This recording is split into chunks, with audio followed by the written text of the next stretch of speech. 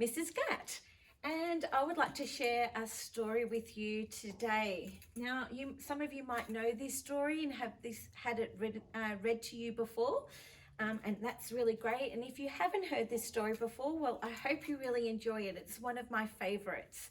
It's a story written by David McKee, and the story is called Alma. And this is Alma. Alma. Once there was a herd of elephants. Elephants young, elephants old, elephants tall or fat or thin. Elephants like this, like that, or the other, all different, but all happy and all the same colour. All that is, except for Alma. So there are the different elephants, and they're all grey, except for Alma. Alma was different. Alma was patchwork. Alma was yellow and orange and red and pink and purple and blue and green and black and white. Alma was not elephant colour.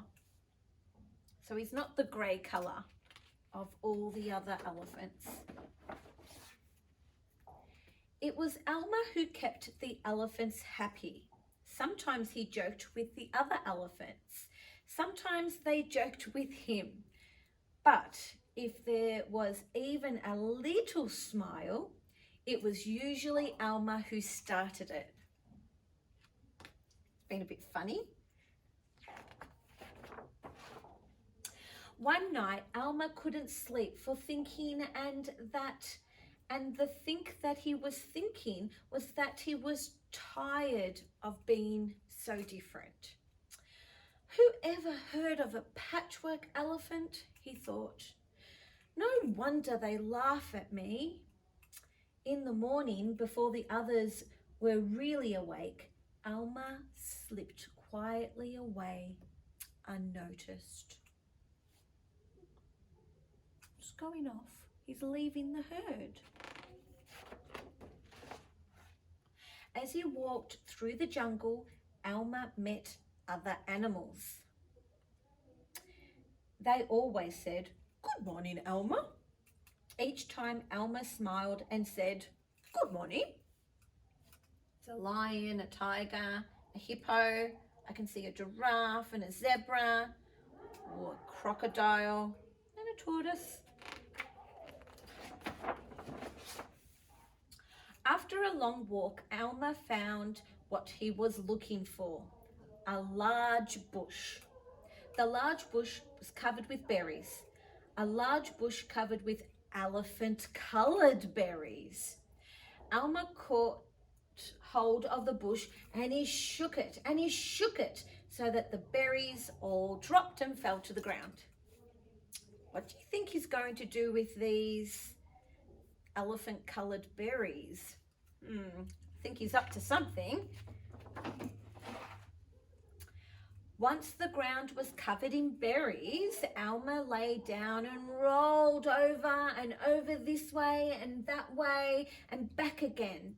He picked up the bunches of berries and rubbed himself all over, covering himself with berry juice until there wasn't a sign of any yellow or orange or red or pink or purple or blue or green or black or white.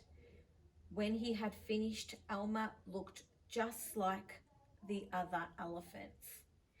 See, he's starting to cover himself. After that, Alma set off back to the herd. On the way, he passed the other animals again. This time, each one said to him, "Good morning, elephant."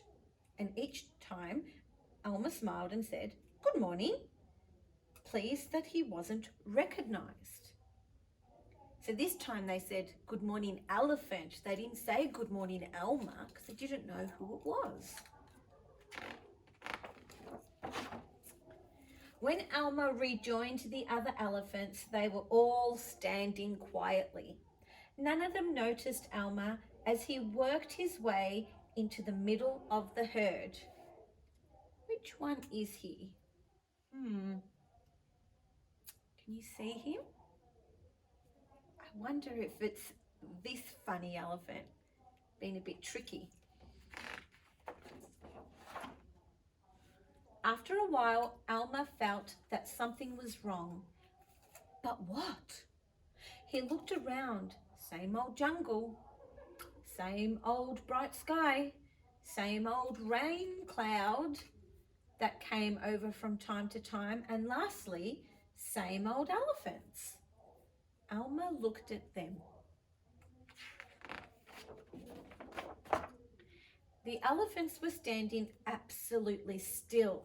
Alma had never seen them so serious before. The more he looked at the serious, silent, still standing elephants, the more he wanted to laugh. Finally, he could bear it no longer. He lifted his trunk at the top of his voice and shouted, "Boo!" He couldn't stop. He was so excited. He had to say something. The elephants jumped and they fell, always in surprise. "Oh my gosh, my golly," they said, and then they saw Alma helpless with laughter. "Alma," they said. "It must be Alma." Then the other elephants laughed too, as they had never laughed before.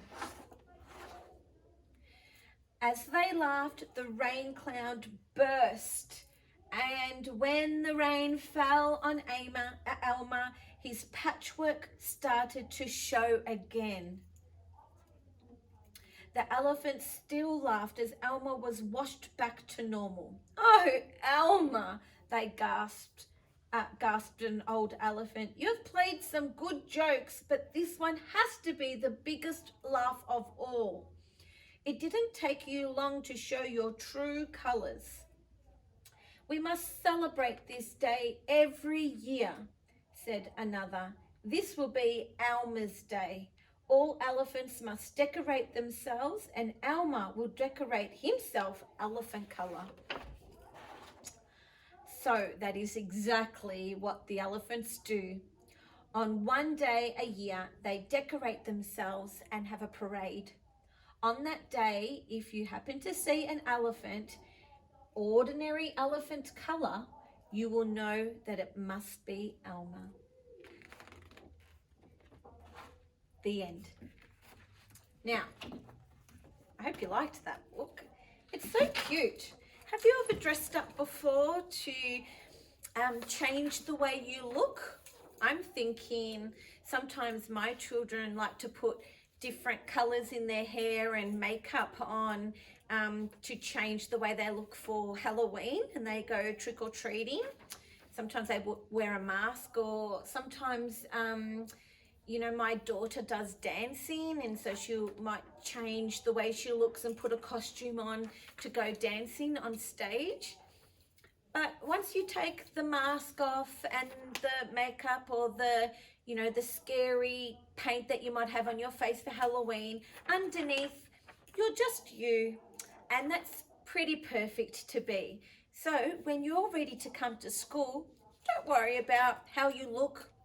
Maybe you're extra tall, maybe you're extra long in your hair, or doesn't really matter, because we are all who we are. And I think that's the main thing that Alma is trying to teach you. So in your take-home packs for your orientation, you will have one of these Alma colouring in sheets.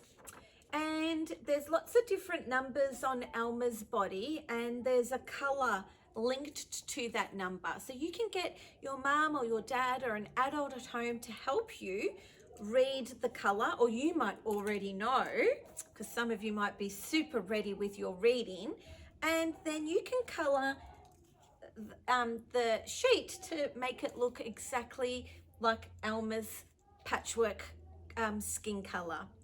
So have fun with that activity. But just remember, when you're ready to come to school next year as a preppy, just be yourself. Okay, bye.